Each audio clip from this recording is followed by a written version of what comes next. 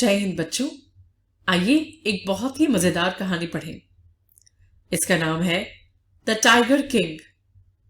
The Maharaja of Pratibandapuram is the hero of the story. इस कहानी के जो नायक हैं वो प्रतिबंधपुरम के महाराज हैं। He may be identified as his highness Zamindar general Khiledar major Satavyaghra Samhari Maharajadhiraja Vishwa Bhuvan Samrat sir Jilani Jung Jung Bahadur MAD ACTC और CRCK, but this name is often shortened to the tiger king. उन्हें किन नामों से बुलाया जाता था?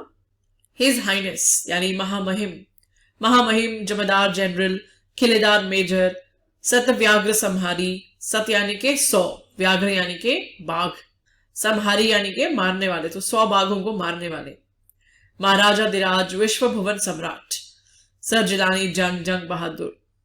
और इतने लंबे चौड़े नामों के अलावा उन्हें एक बहुत छोटे से नाम से भी जाना जाता है, वो है टाइगर किंग। तो आइए जाने उन्हें टाइगर किंग क्यों कहते हैं। I have come forward to tell you why he came to be known as tiger king. मैं यहाँ पर आपको ये बताने आया हूं कि उन्हें टाइगर किंग क्यों कहा जाता है। I have no intention of pretending to advance only to end in a strategic withdrawal। मेरी ऐसी कोई मंशा नहीं है कि मैं ऐसा नाटक करूं कि मैं आगे बढ़ रही हूं केवल बाद में जाकर के पीछे हटने के लिए। मैं पीछे नहीं हटना चाहती, पूरी कहानी आपको सुनाना ही चाहती हूं। Even the threat of a Stuka bomber will not throw me off track। अगर मुझे स्तूका बॉम्बर के द्वारा भी डराया जाए तब भी मैं पीछे नहीं हटने वाली। स्तूका बॉम्बर कौन थे? जर्मनी में विश्व युद्ध के आसपास एक प्रकार के डाइवर बॉम्बर्स हुआ करते थे।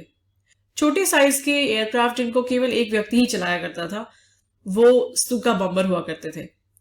वो सीधा डाइव करते थे और बम सीधा निशाने पर छोड़ दिया करते थे। लेकिन मेरी कहानी सुन करके हो सकता है कि स्तूका बॉम्बर भी डर जाए। If he likes he can beat a hasty retreat from my story. Hasty retreat यानी कि जल्दी में पीछे हटना। राइट एट द स्टार्ट, बिल्कुल शुरुआत में, it is imperative to disclose a matter of vital importance about the tiger king. ये बहुत ही जरूरी है कि टाइगर किंग के बारे में, उनके विषय में कुछ बहुत ही आवश्यक बात बताई जाए। इम्पेरेटिव यानी कि काफी जरूरी है, डिस्क्लोज यानी कि बताना या फिर याद कराना। वाइटल इंपॉर्टेंस मतलब बहुत ही महत्वपूर्ण। Everyone who reads of him will experience the natural desire to meet a man of his indomitable courage face to face। उनके बारे में जो राजा है, टाइगर किंग जो है, उनके बारे में जो भी जानता है उसके मन में एक स्वाभाविक इच्छा आएगी कि वो इस प्रकार के इनडोमिटेबल यानी जिसका दमन ना किया जा सके, जिसको हराया ना जा सके, एक ऐसे करेज, एक ऐसे साहस वाले व्यक्ति को मिलना चाहेंगे। एक्सपीरियंस यानी कि अनुभव करना, ये इच्छा अनुभव करना कि मुझे, अरे मैंने इस राजा के बारे में सुना तो मुझे इस प्रकार के व्यक्ति से अवश्य मिलना चाहिए। तो ये कहानी सुन करके या उनके बारे में जान करके ऐसी इच्छा, प्रबल इच्छा अवश्य किसी के भी मन में उठेगी। As Bharata said to Rama about Dasharatha, जिस तरह से भरत ने राम को दशरथ के बारे में कहा था। The tiger king has reached that final abode of all living creatures. In other words, the tiger king is dead. जो टाइगर किंग है वो अपने अंतिम अबोर्ड पे पहुंच चुके हैं। वो अंतिम अबोर्ड यानी कि वो अंतिम पड़ाव जो सभी जीवित प्राणियों का होता है। दूसरे शब्दों में, इन अदर वर्ड्स का मतलब है दूसरे शब्दों में टाइगर किंग की मृत्यु हो चुकी है, वो मृत है।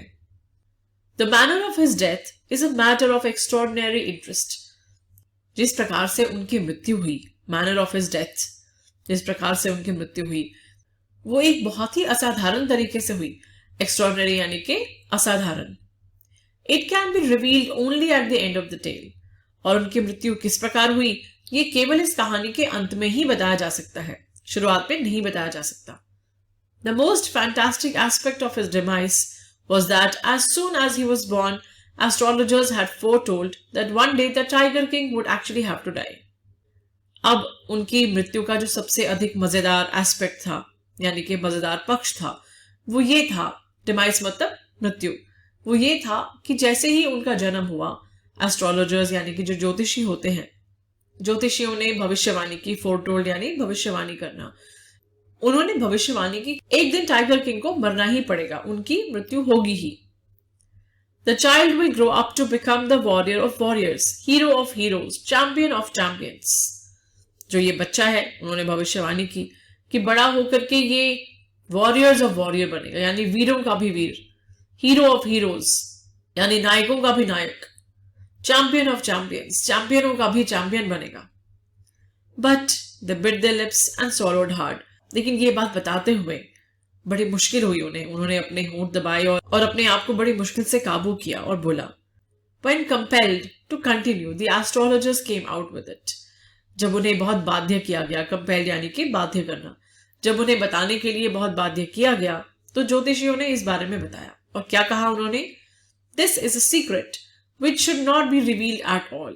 ये एक ऐसा सीक्रेट है, ये एक ऐसा रहस्य है जो कभी भी बताया नहीं जाना चाहिए, जो कभी भी प्रकट नहीं किया जाना चाहिए। रिवील यानी कि प्रकट करना या फिर बता देना। And yet we are forced to speak out. लेकिन उसके बावजूद भी हमें आप बाध्य कर रहे हो बताने के लिए इस बारे में। The child born under the star will one day have to meet its death.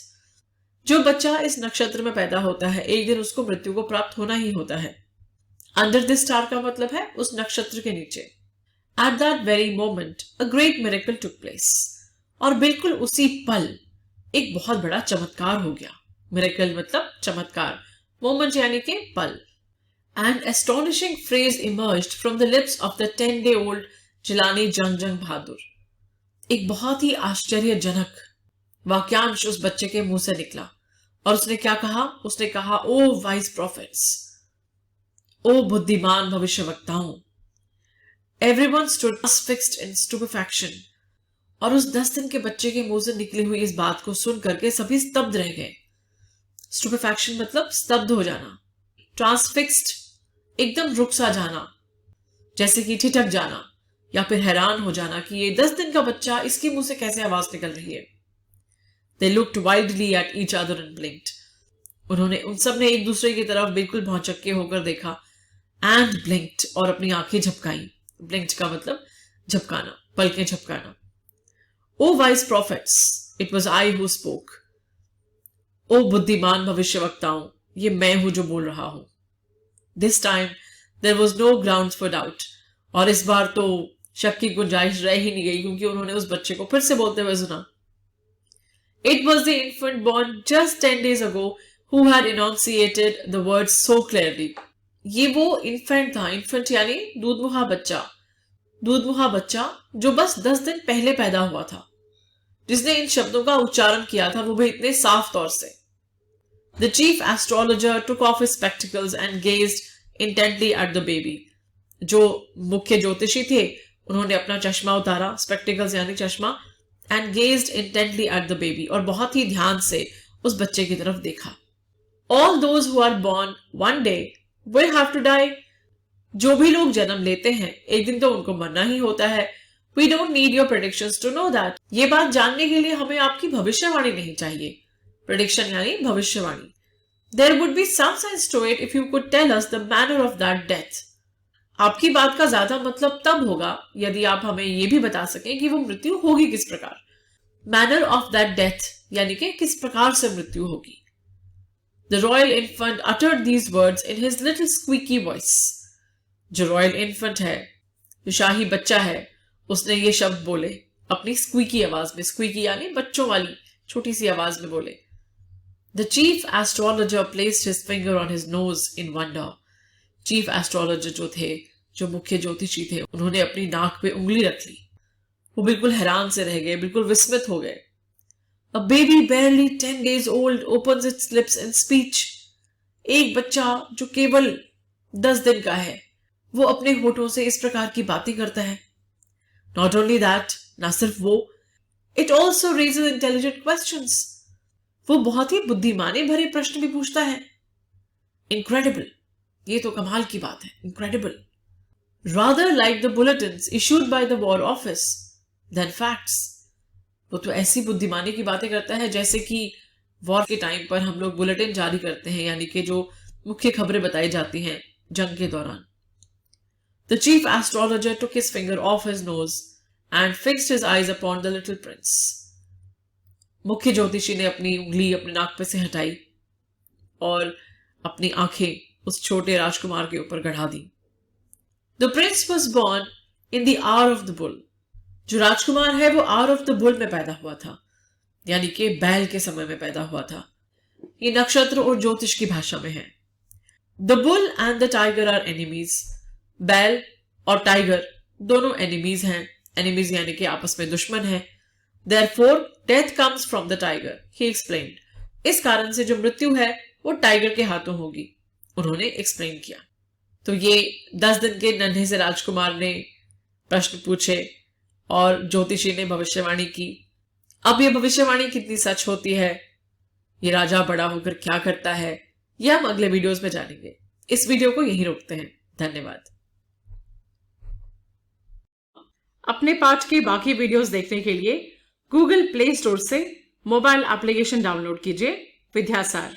आप चाहें तो हमारी वेबसाइट पर भी जा सकते हैं www.vidyasar.com। यहाँ पर आपको केवल अंग्रेजी के नहीं, विज्ञान और गणित के वीडियोस भी देखने को मिलेंगे। तो फिर बाकी वीडियोस के लिए मोबाइल एप्लीकेशन पर मिलते हैं।